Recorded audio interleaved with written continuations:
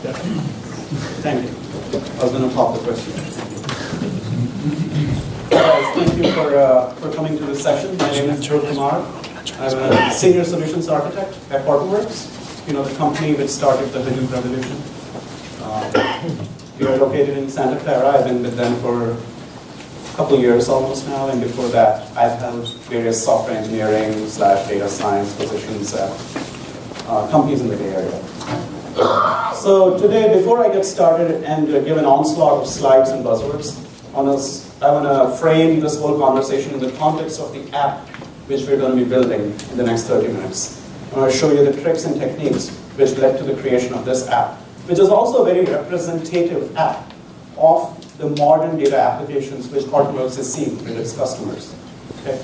So this application is a simulated app, and what it is showing are attempts to hack into a data center, namely the Hortonworks data center.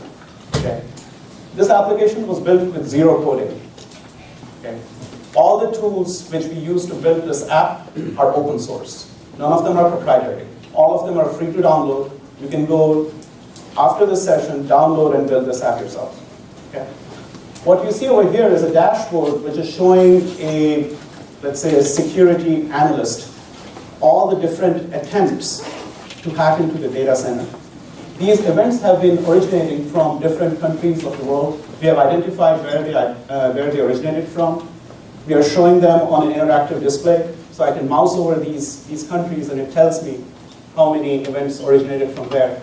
Please don't get offended if these countries are marked. Some of them are marked more dangerous than others, but this is just a simulation proportional to the size and other things. So the display also auto refreshes. If I click this, it will auto refresh every 30 seconds. It's configurable. I can go down here and it is telling me all the different events which actually occurred, which we spotted were dangerous. All right. So I can look at this event and it says, okay, on Ethernet 0, some DHCP request came in, the point is not to get bogged down into what exactly this message means, but what I want to convey is that the application which you're seeing is a combination of data engineering and data science. It has both elements. Furthermore, it is a very true application of Internet of Things. So in IoT, we are trying to bring data from different data streams into one place. Then we are building our models, and then we are serving them out. How many of you were here for the last session? Right. So for those of you who are here, or those who have just come in, we were talking about Lambda architecture. So this application is actually a realization of that Lambda architecture. Okay. Anyway, so now let's dive into to see what exactly is going on behind the scenes to construct this application. Okay? Before I do that, and I show you the meat and potatoes of this, let's set the context by going through a little bit of theory. Okay?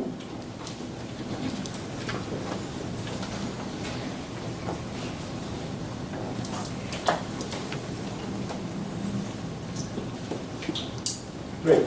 So, like I said, I'm from Hortonworks, and I'm joined here with two of my excellent colleagues, Rob and Matt. So Rob and Matt, and actually John Park itself, he's also another solutions architect back there, standing. Okay, so Hortonworks prides itself in being the leader of open source communities in the big data sphere.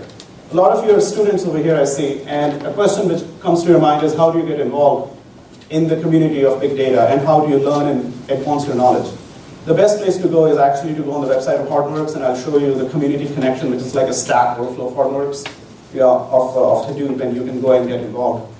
But looking at it from a more application perspective, what we are seeing is that the sweet spot of modern data apps lies between two different spheres, two kind of cluster of technologies which merge together to create apps which we just saw. And these are called modern data apps, and to realize them, you need to have pieces which can manage, transfer, and process the data both in motion and then the data at rest.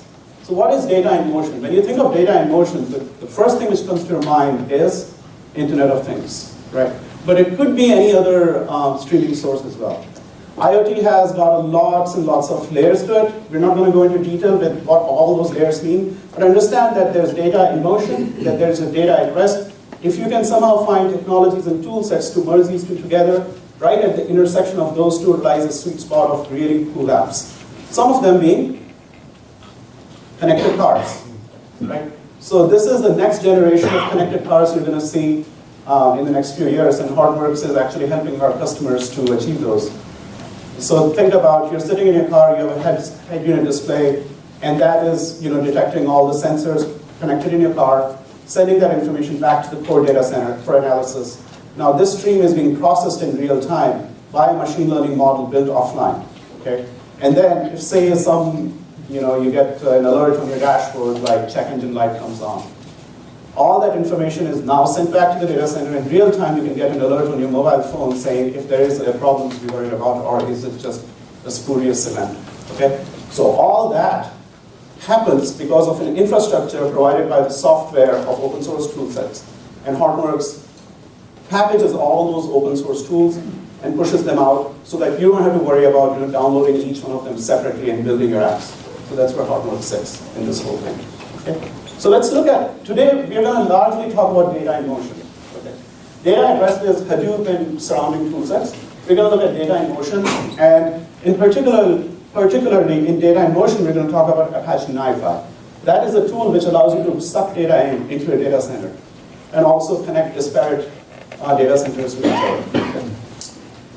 Now, increasingly data apps are distributed, they are spread over the globe, and what really happens is that if you look at it from a 30,000 foot perspective, the sensor devices which are grabbing the data right off the edge, they have some of their own problems. First of all, they are localized, right? So they are sitting in a very myopic world. They don't have the full context, okay? Secondly, they are bandwidth and power constrained, okay? But when you move that data into your core data center, what happens? Now suddenly you are in a situation where you can see the whole world, so to speak. So you have global context. Okay? So we should start seeing, the point I'm trying to make is we should start seeing the edge devices from where you collect the data and the core data center where you're bringing it in as a closed loop system. Okay? So it's a closed loop system, and you need to have a solution which can work on both of these edges. Okay? And then facilitate the kind of processing and analytics you wish to perform to realize any of these modern data apps. Okay? And as you can guess, that's where NiFi sits in. So NiFi can sit in here, it can collect the data from here, and it can send to another NiFi instance sitting over here, and that's how you can understand this whole system as a closed loop system. Okay? Before we look into NiFi, let's look at, when you think about connecting data systems together, we think of this word called data flow. Data flow is nothing but a way of understanding how to connect systems together. A simplistic view of that is that there's this magical integration layer. For those of you who have been in industry for a while, understand that you all understand how complex integration problems are. There's an entire industry built around that. We've been trying to solve this in the 1970s. We still haven't solved it, right? And this problem is further exacerbated by IoT. Okay? This is a simplistic view of our data flow. There's a magical green integration layer which is going to acquire data, which is going to somehow send it to systems to the store, and then I'm going to just go and drink my coffee and then come back and process it, and I'll get my paycheck. But it's not that simple. It really is not. Why? Because in reality, it ends up looking like this. You are not sitting in one data center anymore. You have these systems spread over the world. So how do you manage this complexity? Okay? Hence, we need to find some tricks and techniques which can allow us to not only integrate inside the data center, but also talk to other data centers where my stuff is sitting. And mind you, in context of IoT, if you can connect two data centers together, and if you have a solution which can also scale down, that can work for IoT apps as well. Now, basically, if you look at a very fundamental level, between two connecting systems, you've got to agree on all these features, right? Protocol, format, schema, priority, yada, yada. Okay? So any good tool will allow you to manage this complexity within itself. And that's where NiFi's concepts come in. It manages the flow of information within systems. Okay? It gives you the ability to do data provenance. Who has heard this word before? One person. That's excellent. Because even I had not heard of this word before I started working in NiFi. Data provenance means the ability to do chain of custody, means the ability to prove where the data came from. Okay? And when we talk about the roots of NiFi, you'll realize why that is important. But data provenance means I should be able to figure out where this data originated from if it was tampered along the way. So think of IoT apps. How many of you wear Fitbit or Jawbone or one of those devices?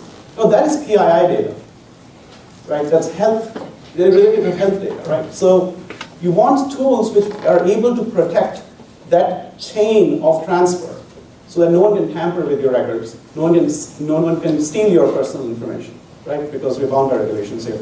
So data provenance is very important. NiFi has that built in. It secures, like I said, both the control plane and the data plane. Okay? Lastly, and this is the best part, it's visual. NiFi is not a, well, it is a JVM app and it has its API, but the way you work with NiFi is you get a canvas, you drag and drop things on it, and you build your data flow. It is all visual. But the cool thing about NiFi is that it is at the right abstraction level.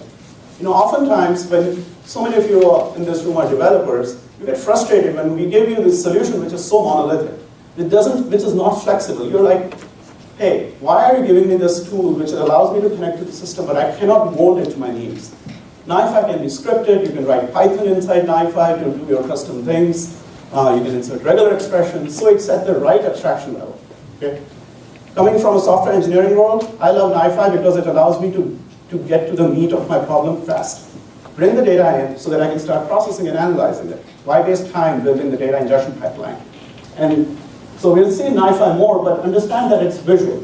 You know, you get this web browser, you drag and drop things on it, you connect those links together, you press a button, and then the thing starts executing on a JVM, and and boom, you're suddenly downloading data, pushing it to HDFS, databases, and whatnot. Okay. Brief history of NiFi. Okay, so NiFi is not a new tool. It has been in production since 2006 at NSA.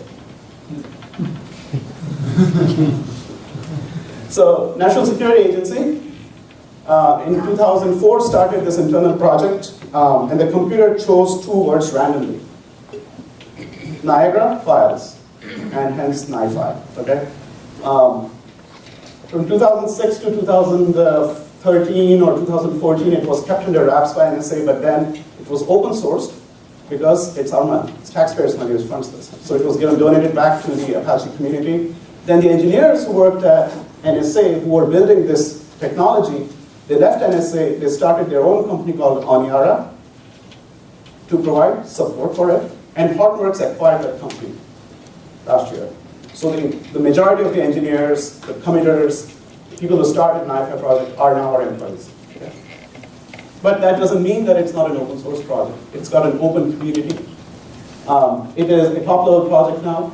It's seen tremendous momentum because to anyone who sees NiFi, they're like, why was I busy writing my scripts all the time to just do this damn data movement problem? Right? Once you understand how easy it is to use NiFi, you can connect to Twitter in like 2 minutes, collect the data, and push it down to your system. Best of all, it is free. Skip some of this. But the architecture of NiFi is really that it's clustered, first of all. It's not one system. So it is, again, living in that sweet world of open source distributed systems. You have NiFi cluster, which runs a particular flow. Okay? So all what you see on that web browser, you know, the things which connect to each other, each one of them, they start executing on the nodes of the NiFi cluster. Okay? So if you have a 3-node NiFi cluster, each of those 3 nodes are executing that same flow, doing the same processing, transformations, etc. So it scales up. Secondly, it's based on JVM. Thirdly, it's got a REST-based architecture. So if there's something inside NiFi's web browser which you want to script yourself, you can talk to the server by using REST APIs. Fourthly, if there's a processor inside NiFi, let's say you want to connect to your new pool database, which is for some reason not JDBC compliant, let's say. How do you connect to it? Well, NiFi may not have a processor for it, which is the guy connecting to the database, but you can write it yourself using Java, using Python, using Groovy, using Ruby, using JavaScript even, using Lua as well. So NiFi is used for many things, but there are certain things which we need to be careful with. NiFi is very, very good to connect systems together. It works right at the edge of the data center to bring the data in. Okay? It is very good for converting between different formats. Right? So remember when I showed the slide that what are the basics of connecting two systems together? You need to understand the protocol, the format, the schema. NiFi is used to do all those transformations. It will bring data in, it'll act as a layer to do the transformation before pushing it out to downstream systems. Okay? What is it not good for? It's not good for complex event processing. What's the difference between simple and complex event processing? Anyone? What is the difference between event processing is the act of analyzing each event as it moves in. There are two types of event processing, simple and complex. Simple means that the information you need to take that action at that instant is only localized. Complex is when you need more global state. Examples of that would be moving averages. Okay? So event by event computation, you can write your Java app for it, right? Easily. But what if you have to do moving average? That becomes a little complicated. What do you have to do moving average in a scalable manner? That becomes even more complicated. So complex event processing, for those types of things, you have frameworks like Storm and Spark Streaming. Okay? But for simple event processing, NiFi is excellent. Okay? Also, I'd like to think of NiFi as really the first layer of your data engineering pipeline. It's the ingest layer. Don't put too much behavior in it. Let it set the data and do some basic data quality checks and push the data out to where it needs to go. Okay? You don't want to put too much behavior in NiFi, but you can if you like to. All right, so let's look at some use cases and architectures.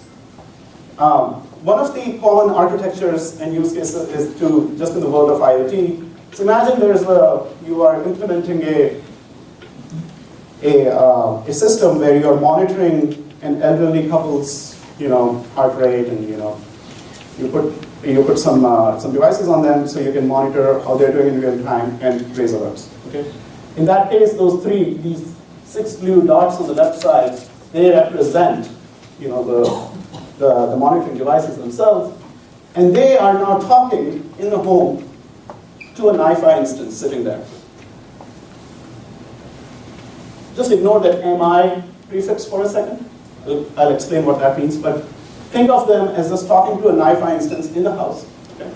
And these NiFi devices, because NiFi can run on actually as small as Raspberry Pis, you don't need a heavy-duty server to run NiFi. NiFi is collecting the data and then pushing it out to the core data center for doing stream processing and calculations, right?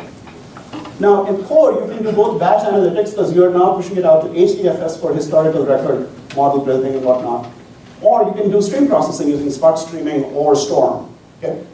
But the net of all that is that once you do whatever processing you're doing there, they can push the data back to NiFi and get this. NiFi communication is bidirectional. Okay? So this is what, let's say you're trying to control devices right at the edge. You can do that with NiFi. Not only will it bring data in, but it also sends data out. So you can send commands out, back to the edge. Okay? So this is an example of this. If there's an increase in heart rate over a period of time, NiFi over here can use a stream processing framework to do moving average to figure out, hey, this is going to be disastrous in some time. Okay? So what it can do is it can send back an alert to this patient, be like, warning alert, something like that. And it can also call 911, for instance. Okay? So this is an example of how you use NiFi to build a healthcare IoT app. Another example, retail. You go to Walmart or Target or any of those stores, and what you want to do over there is that you want to implement a system which is tiered in nature. So this is a reference architecture for retail type use cases. Over here we see that right at the, one region, California has many, many Walmarts and Targets. Okay. In there, you want to suck all the data in, which is coming from those 2 regional data centers, which may be in California, and then push it out to our mothership, one main data center in the US, let's say. So it is again a 3-tiered architecture. This is an evolution of what are familiar web-based architectures. It goes into the same direction, right? Person comes in, so they have a mobile phone. You want to find out what their habits and preferences are, what have they done in the store in the past. So if you have an app sitting on the person's phone, you can have a little NiFi client there. It's a Java client. It's basically a library. Okay. Secondly, a freezer in the store may also be talking to NiFi to tell you whether the store supplies are low. Okay? You can push that stuff all the way back to the regional data center, and you can manage what? Coupons, because for that, the context doesn't need to go to the central data center. Secondly, when the person goes to the register, you can actually get their data and figure out if they are allowed to use that credit card or not. Right? So you can do the transaction processing as well.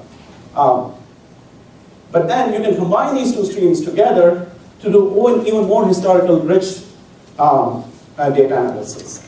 Okay? So where is this all leading us to? This all is leading us to the whole notion again. Again, focus on this box for a second. We brought the data in. There's a data ingest layer with NiFi, and then there are these boxes, Kafka and Storm. Kafka and Storm, you know, are processing what? The data once it's been sucked in. But NiFi is sitting right at the edge to bring the data in. And that is what we again mean by the connected data platform. Right? So there is something which can do data processing at rest, and there's a layer which can suck the data in, that we call data in motion. Okay? And the intersection of that is where the sweet spot lies. This is how I started my presentation, if you remember, 15 minutes ago. Okay, so in a nutshell, what's going on is, now what are some of the tools? NiFi, as we know, is the data ingest layer. It's the data in motion tools. With some of the Storm also, you can think of data in motion. But NiFi and Storm are the ones which are doing the data in motion. And then the data at rest piece, which we typically see in most of our implementations, are these tools. Of course, HDFS and Yarn for doing your MapReduce style processing, Pi for just BI type queries. Solar is an indexing store, which allows you to build B-trees and do some searching on it. Okay? And HBase is used for context enrichment and lookups, like a fast key-value store. But really, the detailed architecture, if you want to, all these slides will be available to you, by the way.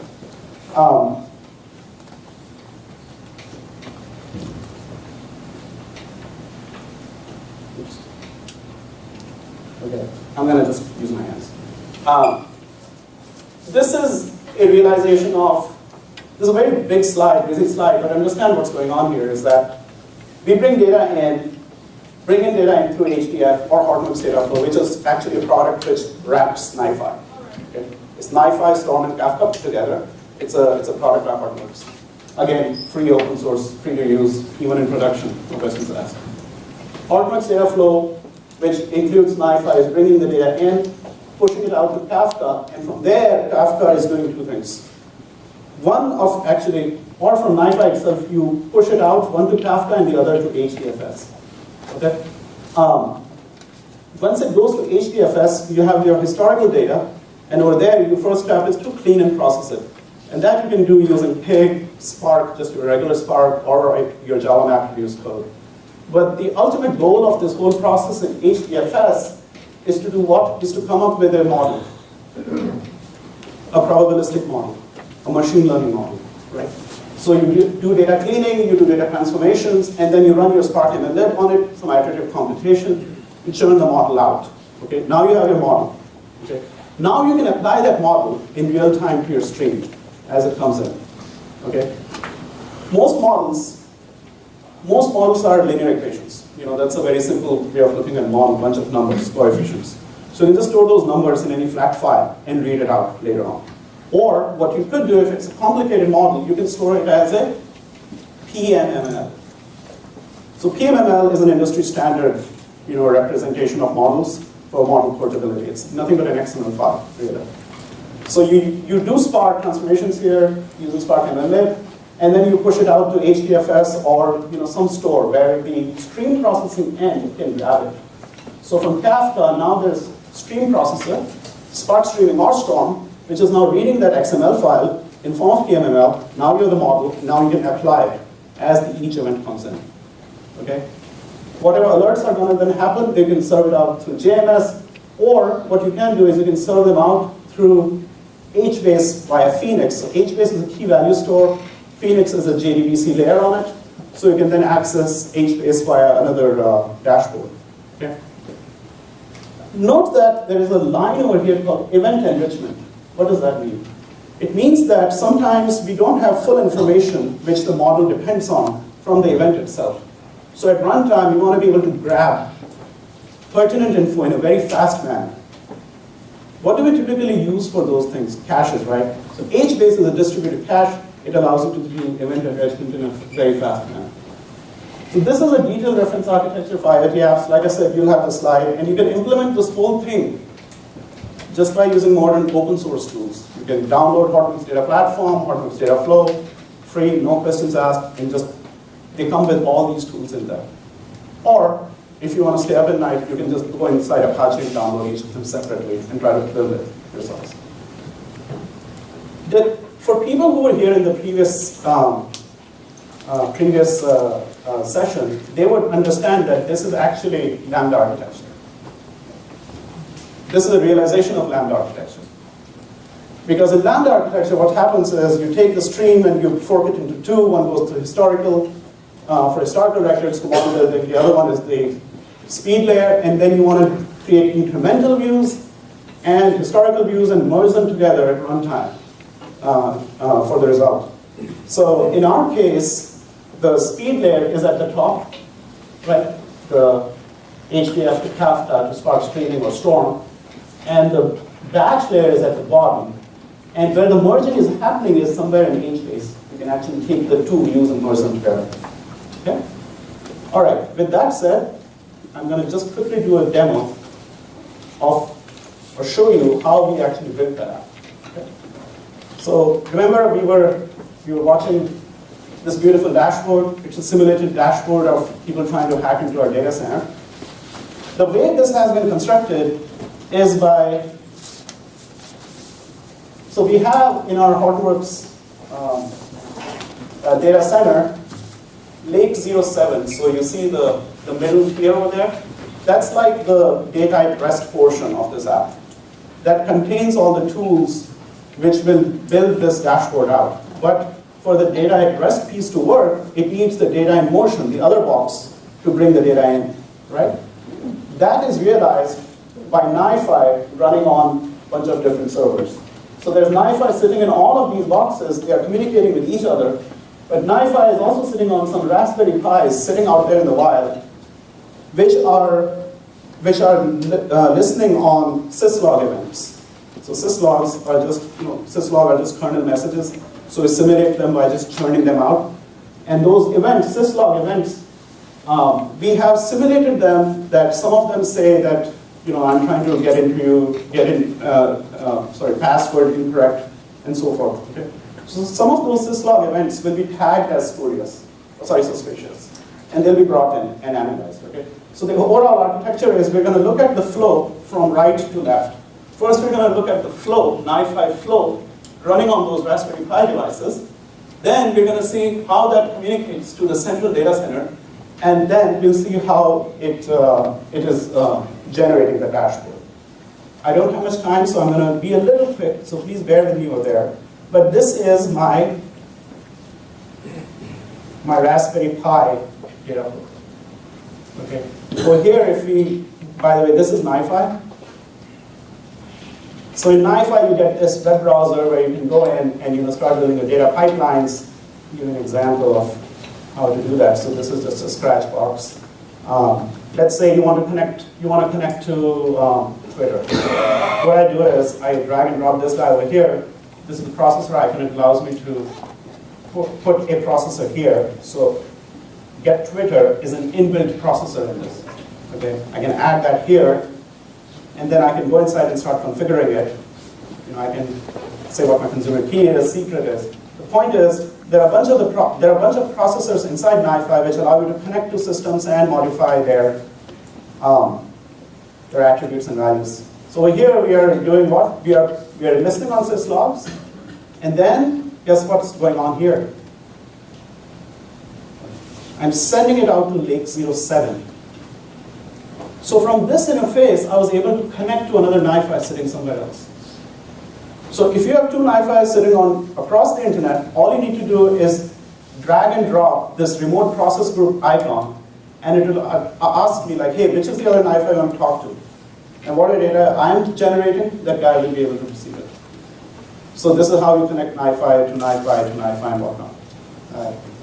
Anyway, but let's quickly look at what's going on inside the syslog processor. So if you go to syslog processor, there's another embedded flow in there. I'm listening on syslogs on 10,001. I'm generating events. And then over here, I'm tagging them to see which ones are suspicious. Okay, go to advanced. You see. I'm saying that, hey, if some of these match, then give it priority 1 and give it a syslog tag as security. So what is going on here?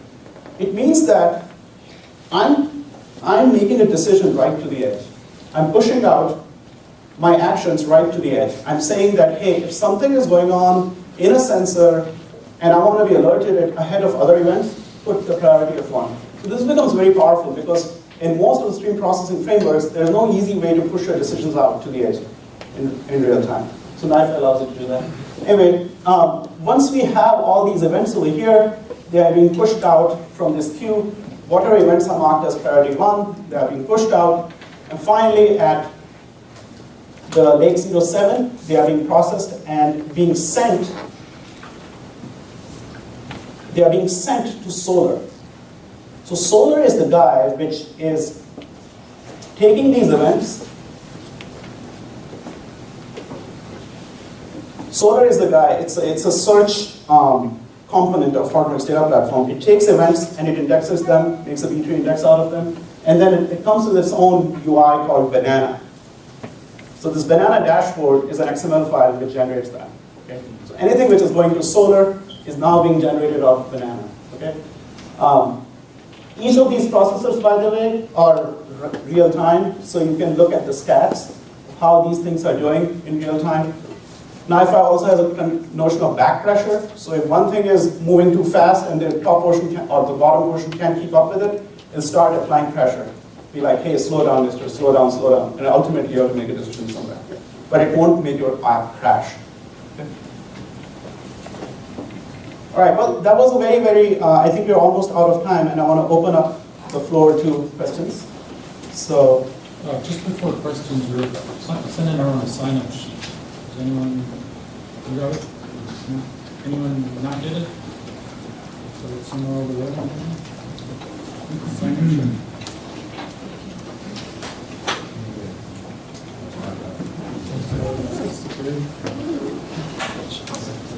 Where is it?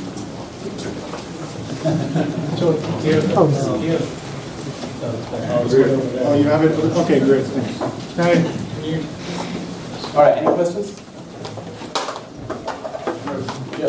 About these processors that come out of the box, how many processors are in the solution today? And how fast are they being created? 140 processors right now, and with each new release, 7 to 8 to 10 processors are added. In the most current release, we have focused our attention more to the MiniFi manageability, but because you can always script processors using Python, so you don't have to write Java. So you said NiFi protects the data, but are the sensor makers working to use NiFi in their system because data is still not protected from sensor to NiFi? So data is protected from, okay, let me backtrack. Yes, so answer one, yes, we are working with hardware makers, such as Qualcomm. So Qualcomm makes chipsets which go into the interior displays of the car, and they have partnered with us to put NiFi there. Okay, first of all. Secondly, NiFi isn't really gonna go right directly on the sensor, if I may. The sensor is talking to the NiFi instance sitting in the house on the local wireless network, let's say, or Bluetooth. Okay. But there needs to be an operating system on which NiFi has to sit. Now, once the machine is grabbing the data, it can read off of port. Okay. What's the footprint of NiFi and the Raspberry Pi, for example? So it can run on 256 megs, let's say. That is a Java agent. We are now coming out, the community is now coming out with a new NiFi called, wait for it, MiniFi. Mini NiFi. Yeah. So MiniFi is a native agent. It's written in C++. And it's got very little footprint. And it's made for highly constrained environments. And the data is encryption. I mean, Yeah, two-way SSL. Two-way SSL encrypted. NSA won't have it otherwise. Any other questions? Okay. Sorry, so in your architecture, you have like you have Kafka writing HDFS, and I just think it's interesting like Kafka and NiFi how they work together, and deciding like where to put Kafka, where to put NiFi, like in the application where you can Kafka, and Kafka can write to Spark, and NiFi seems writing HDFS, so you can do it other ways. Can you tell me what kind of Why? logically like how writing goes? Good, very good question. The question is why and how from NiFi to Kafka? Why not NiFi to Spark directly or NiFi to HDFS?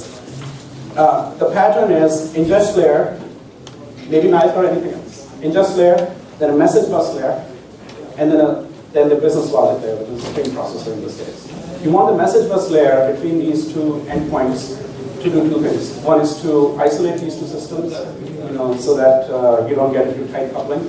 And secondly, to act as a scalability layer. Because if this thing is slow, the stream processor is running slow, and NiFi is pushing data into it, you can connect NiFi directly to Spark streaming. No problem. But the thing is, if Spark streaming runs slow, then NiFi is going to get jammed up. By putting Kafka in the middle, it will store events. The third reason is protocol agnosticism.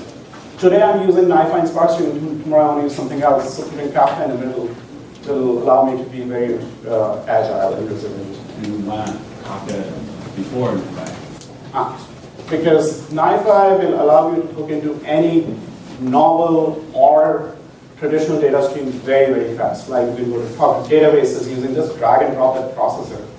And then NiFi can talk to Kafka directly. It's largely for convenience, and also because you don't want to be writing scripts all the time to do the most boring part of your data engineering job. It's kind of like Maybe security as well. security. Self-service, like a lot of our customers, they're like, I don't want to be relying on my IT guys to bring data in. I have smart guys, data scientists working for me. Can I not just use a tool which allows me to look into external systems easily? And NiFi is just the answer there. Okay? All right. Thanks a lot for listening to me. Hope you go back. Oh, one last thing before I go. Download NiFi, and then if you get stuck, search for community.hortonworks.com. This is a Stack Overflow of big data. You can go there, ask questions. I hang out there, all the other colleagues, John Clark, all the engineers, we hang out there and we answer questions. Whether it's Hadoop, HBase, anything you name it, big data. Go there and ask the questions. Yeah. Thanks, guys.